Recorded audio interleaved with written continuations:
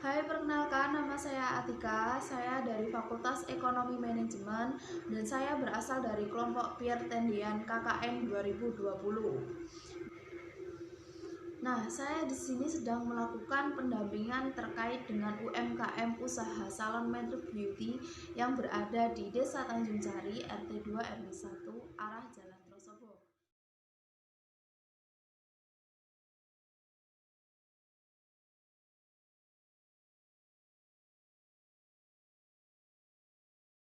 Saya akan mengajukan beberapa pertanyaan kepada Ziweli. Yang pertama, Metric Beauty Salon itu bisa melayani apa saja?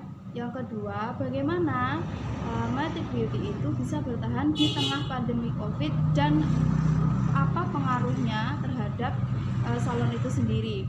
Yang ketiga, bagaimana caranya mengatur strategi pemasaran di Metric Beauty Salon? Yang keempat, untuk administrasi dan manajerial, apakah Metric Beauty Salon itu memiliki sistem atau manual? Yang kelima, apakah selama pandemi COVID ini Metric Beauty Salon itu sudah menerapkan protokol kesehatan atau belum? Itu yang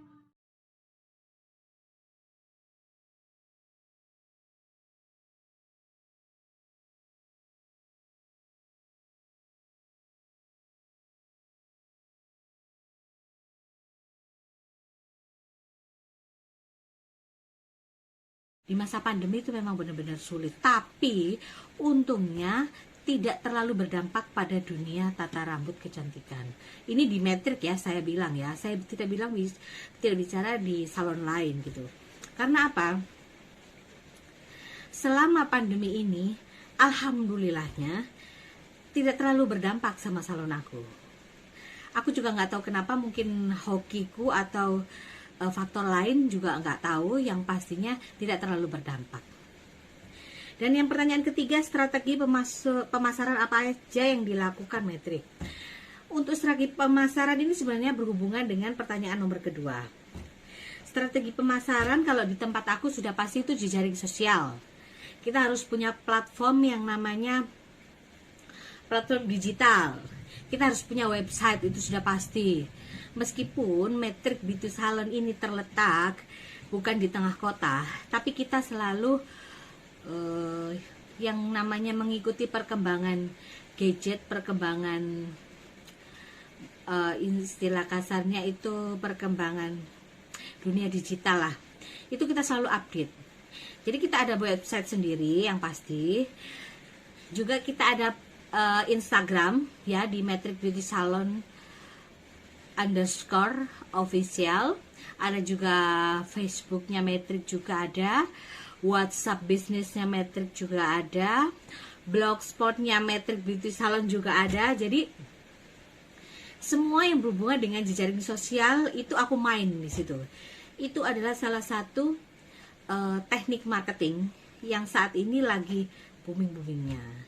Di luar brosur ya. Kalau brosur itu permainan awal saat aku pertama-tama buka salon, itu mainnya di brosur, di banner kayak gitu-gitu. Tapi seiring berkembangnya zaman, otomatis kita harus mengikuti itu dan kita harus punya yang namanya media sosial, itu yang penting.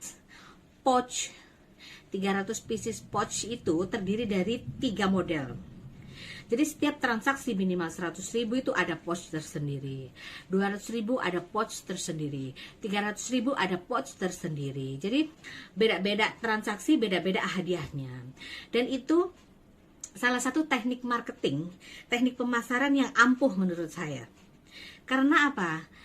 Yang saya praktekkan selama ini, yang saya buka salon di tempat saya itu seperti itu. Dan pertanyaan keempat, bagaimana administrasi dan manajerial? Jadi gini, semua pelaku usaha sudah pasti punya yang namanya pembukuan. Metrik pun juga punya, tapi karena terkadang aku itu tidak ada di salon, jadi cuma ada pegawaiku. Jadi aku membuat suatu pembukuan manual khususnya, yang gampang dipahami dan gampang diterapkan oleh semua pegawaiku. Kenapa aku bilang, maksudnya aku kasih pembukuan yang amat sangat mudah? Karena kalau untuk bekerja di dunia keterampilan seperti metrik kayak begini, buat suatu pembukuan manual khususnya yang gampang dipahami dan gampang diterapkan oleh semua pegawaiku. Kenapa aku bilang, maksudnya aku kasih pembukuan yang amat sangat mudah? Karena kalau untuk bekerja di dunia keterampilan seperti metrik kayak begini, seperti maksudnya jasa salon gini, kan tidak harus melulu mempunyai pendidikan yang tinggi. Dan terkadang untuk administrasi pun, kalau orang yang tidak berpendidikan tinggi itu mereka kan bingung. Itu yang pasti. Jadi aku kasih mereka buku kas. Jadi setiap kali ada pemasukan, setiap kali ada customer, itu mereka selalu tulis di bagian kredit. Dan dia keluar uang berapapun, misalkan untuk ada pengamen lewat kah, atau bayar iuran apapun, itu selalu ditulis di bagian debit. Jadi aku ajarin pembukuan instan, tapi tidak hanya di situ aja. Mereka kasih laporan ke aku dan aku di rumah input lewat komputer. Jadi semuanya terorganisir, mulai dari pembukuan stok barang dan lain-lain, itu semuanya ada hitungannya. Terus pertanyaan yang terakhir, apakah sudah memenuhi protokol kesehatan? Jawabannya sudah pasti iya. Di awal-awal meledaknya corona, itu benar-benar yang namanya salon aku itu setiap hari harus disemprot desinfektan. Selesai ada customer masuk kita semprot, setiap selesai ada customer masuk kita semprot. Bahkan ketika kita closing untuk salon, tutup maksudnya, itu kita juga semprot juga. Jadi sampai detik ini pun juga sama.